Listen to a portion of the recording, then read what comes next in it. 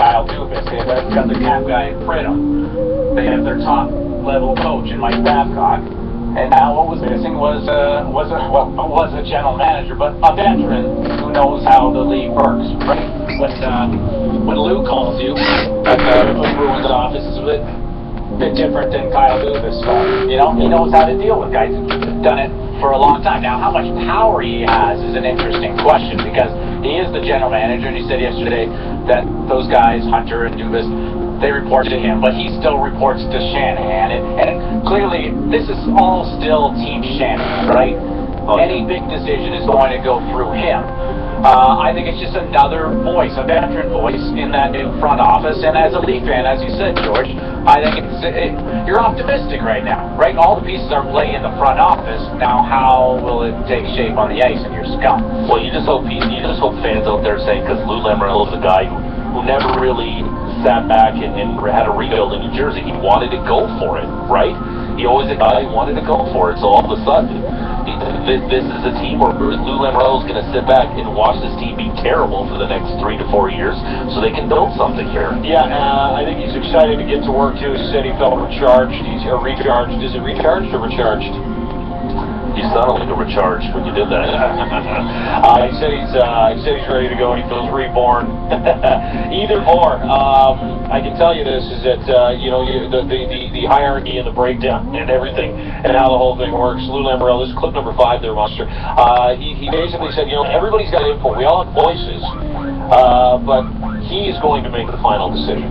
There has to be one voice at the end to make that decision. And I think that's what I was alluding to, is that you take the input of everyone and then you have to make that final decision.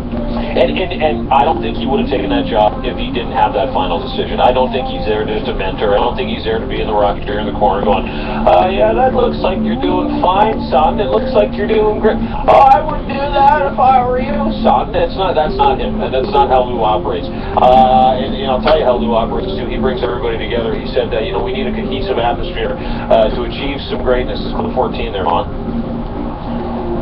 Trying to create where the players are willing to give up their own identity for that logo in front, and never mixing what's in back of the jersey and what's in front of the jersey. And that has to be something that is transmitted throughout each and every player, no matter what their abilities are. Don, can you hear that? Yeah, I get it. You know what? And that. Now that probably they have Lula as their general manager. You look at how last year, how they went through Pierre Horacek. They had Danos as their general manager. You don't give credit. You look at Danos' track record. I wouldn't say he wasn't a horrible general manager. He made some moves. He made this. He made that. But if you look at, I still think last year's season for Toronto was atrocious. You look at Nathan Kadri, who missed being mean because he sucked in. You got discipline and all that.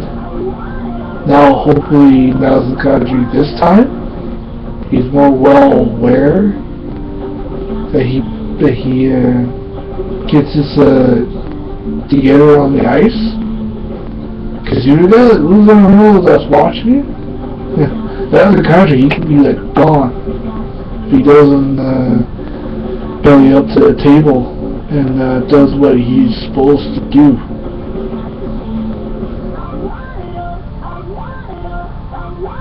But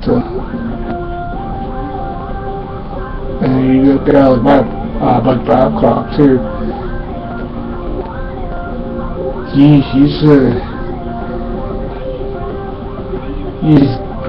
I said before, probably one of the greatest Canadian coaches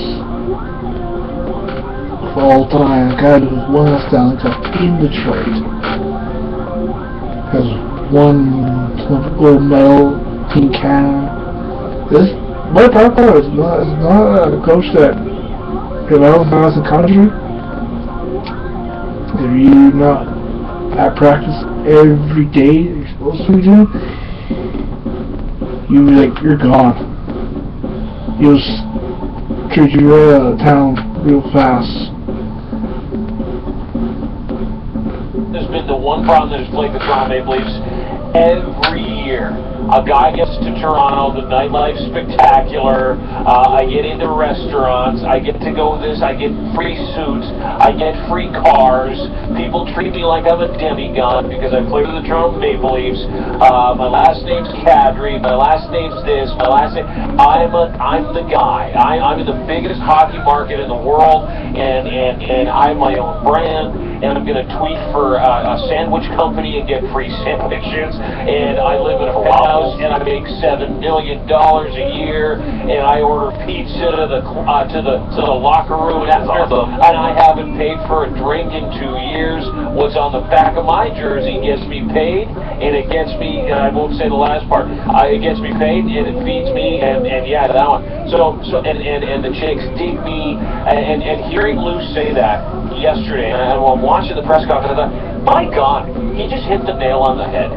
Did he not? And as far as what has ailed the Toronto Maple Leafs for as long, and yes, I know Dave Nones is a terrible general manager. He always has been. He was never successful in that position. I know John JFJ. I know John Hurst Jr. He was terrible as well. I know Brian Burke was just a huge miss. And Brian Burke came here and he huffed and he puffed and he sucked, and that's just the bottom line. But the truth of the matter, if you really boil it down, if you want a successful franchise, Lou Lamoriello, 28 years of doing what he does, and I was thinking about it yesterday, I never heard or saw Scott Stevens in a television commercial. I never saw Scott Niedermayer hawking something. And you go back to those, the Niedermayers, and I know Gomez one, but they were really a faceless group of guys that were all trying to achieve the same goal. And they did it year after year. 28 years under Lou Lamoriello, they make it to the playoffs. They win 3 Stanley Cups. They were useless before he got there. And he did it. Here's the thing. He did it all on a budget normally. He's never afraid to make a trade because he knows and he works in the best interest of the team, and winning is the only thing that matters to him.